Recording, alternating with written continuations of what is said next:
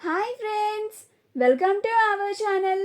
Brahmamudi serial next ఎపిసోడ్లో ఏం జరగబోతోందో ఈ వీడియోలో చూసి తెలుసుకుందాం. కావ్యని కూడా రిసార్ట్కి రమ్మన్న రాజ్ అసలేం జరిగింది అని తెలుసుకోవడానికి ఈ వీడియోని స్కిప్ చేయకుండా ఎండ్ వరకు చూసేయండి. అప్పు కళ్యాణ్ ఇద్దరు శోభనం గదిలో ఉంటారు. అలా కళ్యాణ్ మంచంకి చివర పక్క కూర్చుంటాడు, ఇంకో చివర అప్పు కూర్చుంటుంది. అలా కళ్యాణ్ అప్పుని పట్టుకోవడానికి తన చేతితో పట్టుకోవాలని ప్రయత్నిస్తూ ఉంటాడు. ఈలోగా అప్పుకి మెసేజ్ వచ్చి అక్కడి నుంచి లేచి పక్కన నుంచొని ఆ ఫోన్ చూసుకుంటూ ఉంటుంది. మెసేజ్కి రిప్లై ఇస్తూ ఉంటుంది. ఆ విషయం తెలియని కళ్యాణ్ అప్పు ఇదేంటి, నేను ఎంత దూరం నా చెయ్యిని చాపినా కానీ అప్పు తగలడం లేదు అని తను కొంచెం జరుగుతాడు. అయినా అప్పు ఏంటి ఇంకా తగలడం లేదు అని చూస్తే అక్కడ అప్పు ఉండదు. అప్పు ఏదబ్బా అని చూస్తే ఫోన్ చూసుకుంటూ ఉంటుంది. అప్పుడు కళ్యాణ్, ఏంటి పొట్టి ఇది, ఇప్పుడు కూడా నువ్వు మొబైల్ చూస్తున్నావేంటి అని అంటాడు. అప్పుడు అప్పు, అర్జెంట్ మెసేజ్ వచ్చింది రాబాయ్, అందుకే చూస్తున్నాను అని అంటుంది. అప్పుడు కళ్యాణ్, ఆ మెసేజెస్ని నువ్వు తర్వాత చూడొచ్చు, కానీ నువ్వు ఇప్పుడు చూడాల్సింది ఈ మెసేజెస్ కాదు, నన్ను అని అంటాడు. అప్పుడు అప్పు, ఆహా అవునా అని అంటుంది. అప్పుడు కళ్యాణ్, మరి అంతే కదా, శోభనం గదిలో కూడా ఈ ఫోన్ ఏంటి అని అంటాడు. అప్పుడు అప్పు, మరి ఇంకేం చేయాలి అని అంటుంది. అప్పుడు కళ్యాణ్, ఏం చేయాలో నేను చెప్తాను కదా, నువ్వు ఇలారా అని ఆ ఫోన్ని తీసి పక్కన పెట్టేస్తాడు. అప్పుడు అప్పు, అరే అరే కూచి, ఒక్క నిమిషం, ఇంపార్టెంట్ మెసేజ్, అది సెండ్ చేసి అప్పుడు ఆ మొబైల్ని పక్కన పెట్టేద్దాం అని అంటుంది. అప్పుడు కళ్యాణ్, సరే త్వరగా చెయ్యి అని అంటాడు. అప్పుడు అప్పు మెసేజ్ సెండ్ చేసిన తర్వాత మొబైల్ని పక్కన పెట్టేస్తుంది. అప్పుడు కళ్యాణ్ వచ్చి అప్పు బుగ్గ మీద ముద్దు పెడతాడు. అలా వాళ్ళిద్దరూ చాలా సంతోషంగా ఉంటారు.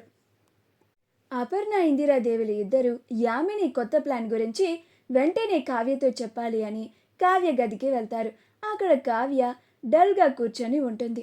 అప్పుడు అపర్ణ, ఇందిరాదేవులు ఇద్దరు, ఏంటత్తయ్య, దీనికి ఆ యామిని రేపు రాజ్ని రిసార్ట్కి తీసుకెళ్తోందని ముందే తెలిసిపోయిందా, అందుకే ఇంత డల్గా కూర్చుందా అని అంటుంది. అప్పుడు ఇందిరాదేవి, దీని వాలకం చూస్తుంటే నాకు అలానే అనిపిస్తుందే, ఏంటో నువ్వే కనుక్కో అని అంటుంది. అప్పుడు అపర్ణ, అమ్మ కావ్య అని అంటుంది. అప్పుడు కావ్య, ఏంటత్తయ్యా అని అంటుంది. అప్పుడు అపర్ణ, ఏమైందమ్మా అంత డల్గా కూర్చున్నావు అని అంటుంది. అప్పుడు కావ్య, ఏం చెప్పనత్తయ్యా, ఇందాక నేను గేట్ దగ్గర ఐస్ క్రీమ్ కోసం వెయిట్ చేస్తున్నానా, వాడు కాల్ లిఫ్ట్ చేయట్లేదు అని చెప్పానా, మొబైల్ కూడా స్విచ్ ఆఫ్ చేశాడు అని చెప్పానా, నేను ఐస్ క్రీమ్ బుక్ చేసి పేమెంట్ కూడా ఆన్లైన్లో చేసేసాను, వాడేమో నాకు ఇంకా ఐస్ క్రీమ్ని డెలివరీ ఇవ్వకుండా వాడే ఎత్తేసాడు అత్తయ్య, నా డబ్బులు పోయాయి, నాకు ఇప్పుడు ఐస్ క్రీమ్ తినాలనిపిస్తుంది, నేను తినాలనుకున్న ఐస్ క్రీమ్ కూడా పోయింది, అందుకే ఇలా కూర్చున్నాను అని అంటుంది.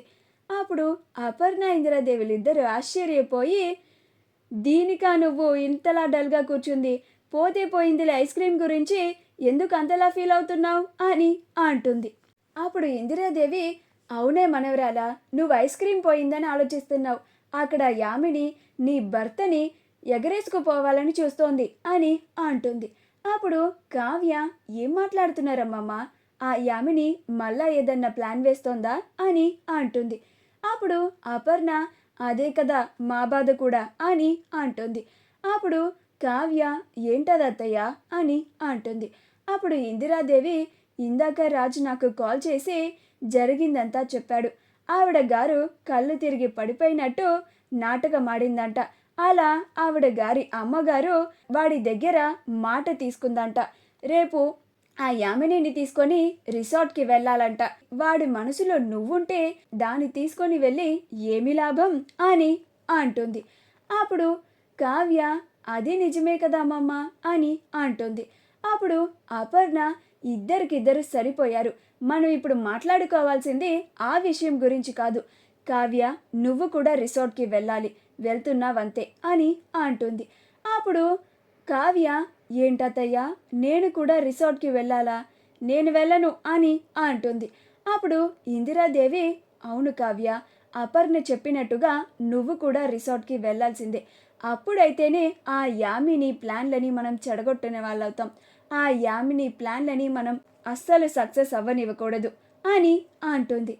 అప్పుడు కావ్య, మీరు చెప్పింది కూడా కరెక్టే అమ్మమ్మ, కానీ నేను రిసార్ట్కి ఎలా వెళ్ళేది? రామ్ గారు నాకు ఒక్క మాట కూడా చెప్పలేదు కదా, చెప్పకుండా నేను కూడా ఎలా వెళ్ళేది అని అంటుంది. అప్పుడు అపర్ణ, ఆ రిసార్ట్ ఏమన్నా యామినిదా లేక నా కొడుకు రాజుదా? ఇంతలా ఫీల్ అవుతున్నావు నువ్వు వెళ్ళడానికి? వాళ్ళు కస్టమర్లానే కదా ఆ రిసార్ట్కి వెళ్తున్నారు, వాళ్ళలానే ఆ రిసార్ట్కి చాలామంది వస్తారు కదా, అలానే నువ్వు కూడా వెకేషన్కి వెళ్ళినట్టు వెళ్ళు అని అంటుంది. అప్పుడు కావ్య, అది అత్తయ్య అని అంటుంది. అప్పుడు అపర్ణ, ఇంకేం మాట్లాడకు, నువ్వు కూడా నా కొడుకుతో పాటు రేపు రిసార్ట్కి వెళ్తున్నావు అంతే. ఆ యామిని రాజులని విడదీస్తున్నావు అంతే. నువ్వు రాజ్కి దగ్గర అవ్వాలి అని అంటుంది. అప్పుడు కావ్య ఆలోచిస్తూ ఉంటుంది. రాజ్ రేపు రిసార్ట్కి వెళ్తున్న సంగతి కళావతి గారికి చెప్పి కళావతి గారు కూడా వీలైతే రిసార్ట్కి రమ్మని అడగాలి అని అనుకుంటూ ఉంటాడు. అలా కావ్యకి కాల్ చేస్తాడు. అప్పుడే ఫోన్ రింగ్ అవుతుంది.